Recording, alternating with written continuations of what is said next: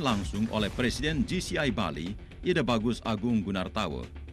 GCI Bali menjadikan setiap kesempatan untuk membangun network baik secara internal maupun eksternal. Amanat organisasi yang mengatur secara sistematis setiap mekanisme, termasuk pergantian pengurus di setiap tingkatannya, menjadi acuan GCI Bali untuk melaksanakan convention pada bulan September tahun 2011 ini.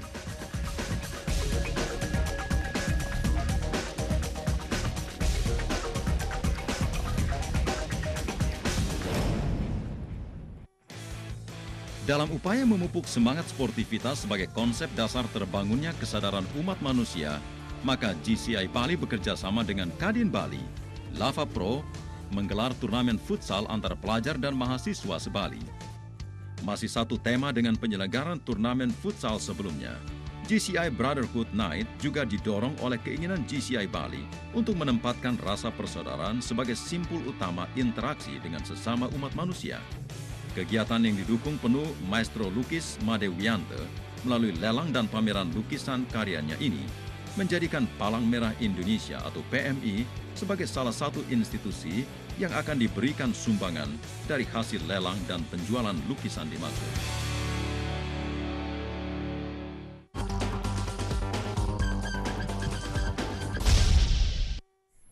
Ya, 100% GCI. Setelah kita saksikan bersama tadi bagaimana VT profile dari beragam aktivitas dari GCI. Dan pastinya masih banyak lagi aktivitas yang lain, dan kenapa bisa semua ini terlaksana dengan baik? Ya, kita masih di 100% GCI, kita akan kembali pastinya setelah pesan berikut.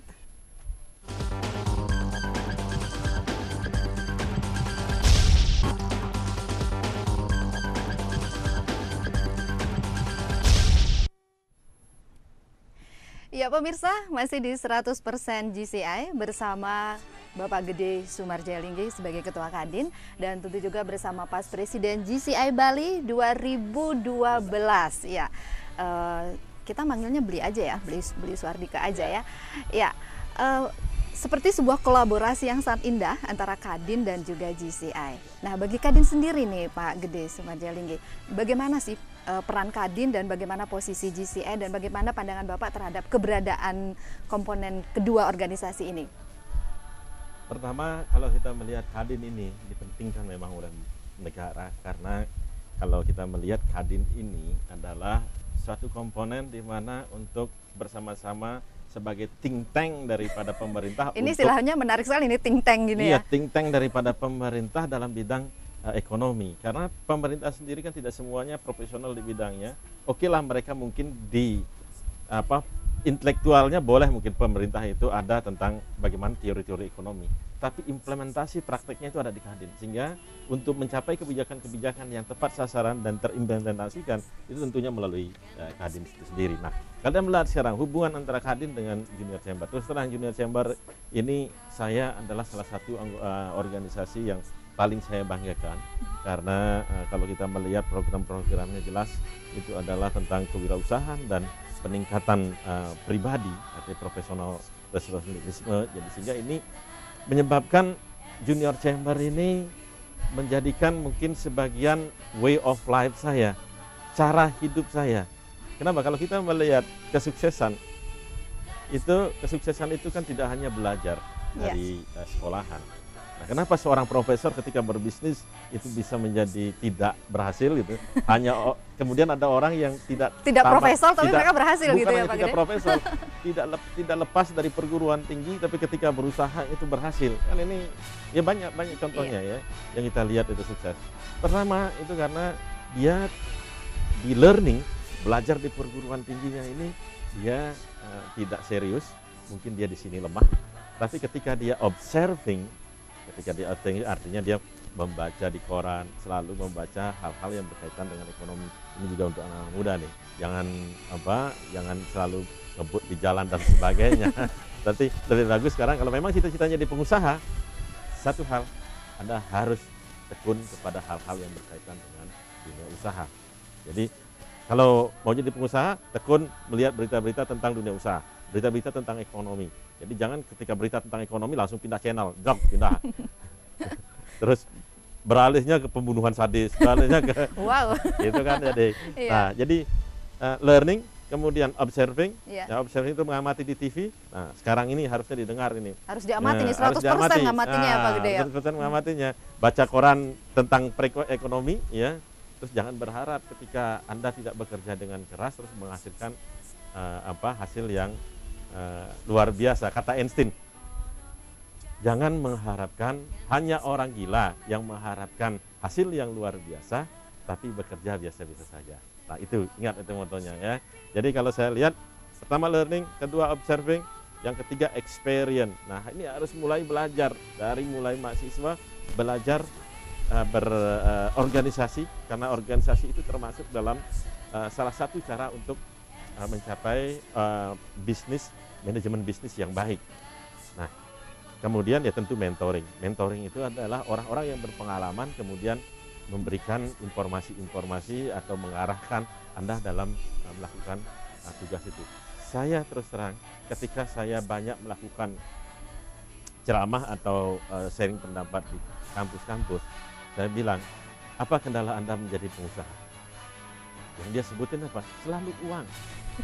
Modal gitu ya? Modal. Nggak ada uang mana bisa buka usaha Pak? Modal gitu. itu kalau bicara modal selesai sudah sebenarnya. Jadi sebenarnya modal itu tidak hanya uang.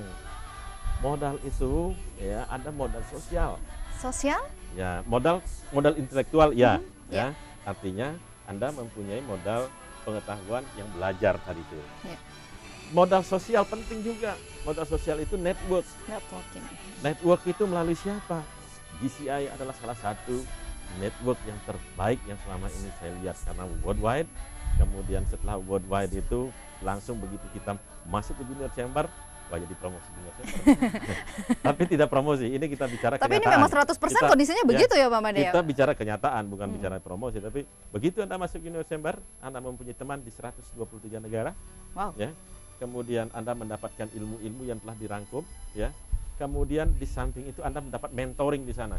Karena ketika ada event-event besar, maka akan ada pembicara-pembicara yang kelas dunia. Ya, Microsoft umpamanya akan berbicara di sana gitu. Ada lagi kalau kita bicara real estate, Donald Trump juga akan bicara nanti di sana, memberikan informasi-informasi tentang bagaimana melakukan bisnis di bidang tersebut dan memimpin sebuah perusahaan yang besar. Iya. Dan itu artinya kan begini ya Pak Gede, itu tertanda bahwa dari apa yang Pak Gede sampaikan tadi, networking kita ada di seluruh dunia, berarti itu sudah bisa tertanda bahwa globalisasi sudah siap atau belum nih dihadapi oleh para wirausahawan muda nih? Nah itulah jawabannya adalah sebenarnya kalau kita berbicara nanti ke depan adalah globalisasi, pertama itu adalah Junior Chamber, organisasinya sudah worldwide, teman kita banyak ya. Di samping itu untuk mengasah bahasa, nah, kalau kita ingin belajar bahasa kan harus banyak bicara dengan orang asing. Kalau berbicara dengan orang asing, kalau kita nggak punya teman, susah juga, pasti susah juga. gitu. Kalau nongkrong di Kute saja umpamanya terus kenalan begitu, dipikir siapa lagi itu gitu. Tapi begitu Anda masuk GCI, ya Anda kenalan, Anda chatting dan sebagainya dengan teman-teman itu, mereka akan acceptable, tidak ada perasaan negatif terhadap diri Anda. Ini kunci sukses daripada seorang pengusaha yang tidak hanya pada soal uang, tapi bagaimana mempunyai modal sosial. Ya, saya lihat modal sosial orang-orang yang sekarang mempunyai modal sosial tinggi banyak yang sukses. Misalnya maklar-maklar ya, apa namanya, tanah itu modalnya apa? Nggak mempunyai modal uang, dia hanya menghubungkan orang satu dengan orang yang lain. Iya. Itu. Jadi modal itu jangan selalu identik uang. Kita mempunyai modal intelektual, kita mempunyai modal sosial, kita mempunyai modal spiritual. Ya, dan modal ini pastinya kalau kita diskusikan di sini Pak Gede, dan nanti kita akan memberikan kesempatan juga kepada pemirsa untuk kita berdiskusi, berinteraktif di tema kita yang pasti menarik di 100% GCI ini. Bagaimana generasi muda, para wirausaha untuk menyongsong globalisasi nanti. Dan pastinya masih bersama kita di 100% GCI. Kita akan kembali setelah pesan berikut.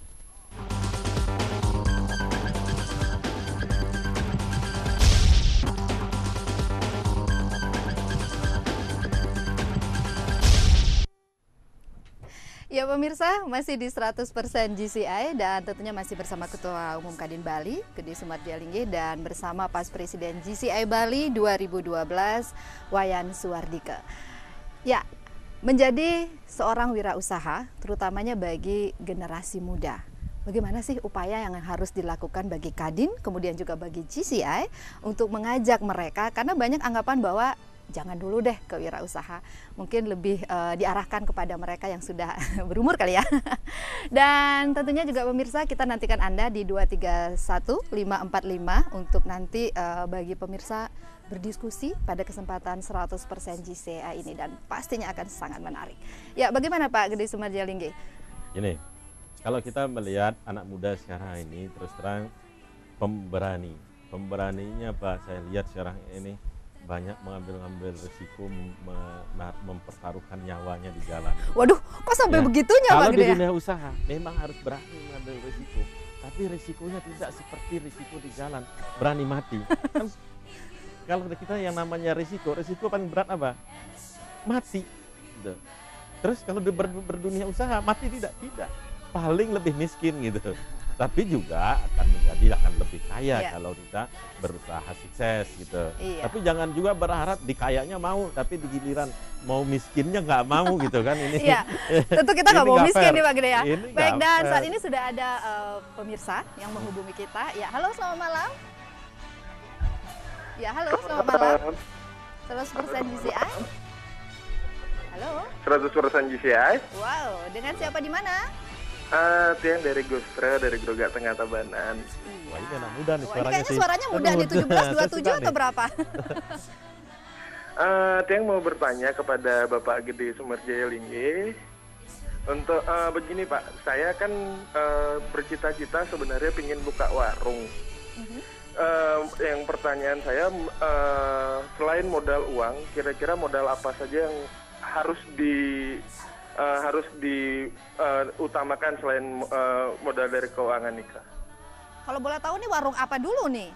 Udah, mungkin dia Ya warung makanan situlah, warung makanan, minuman. Warung, karena semua orang ketika akan mulai berusaha. Iya, baik, terima kasih Gus Tre ya. Iya, terima kasih buat Gus Tre yang ada di Grogak Tengah Tabanan. Pengen buka warung katanya. Begini, kalau anak muda itu berusaha, biasanya yang pertama itu pasti pemikirannya buka warung. Yang kedua itu buka warung nasi. Warung nasi? Nah, terus kalau ke ibu-ibu buka salon. Itu ini adalah hal-hal yang pertama ketika terpikirkan untuk menjadi pengusaha. Kenapa bisa sederhana begitu dulu ya Pak? Karena itu yang dilihat kesehariannya dan ditemukan kesehariannya, ditemukan dalam dia mencapai kebutuhan primernya dan sebagainya. Jadi sehingga itu yang pertama yang menjadi tujuan utama. Kenapa saya ibu-ibu bilang salon dan spa?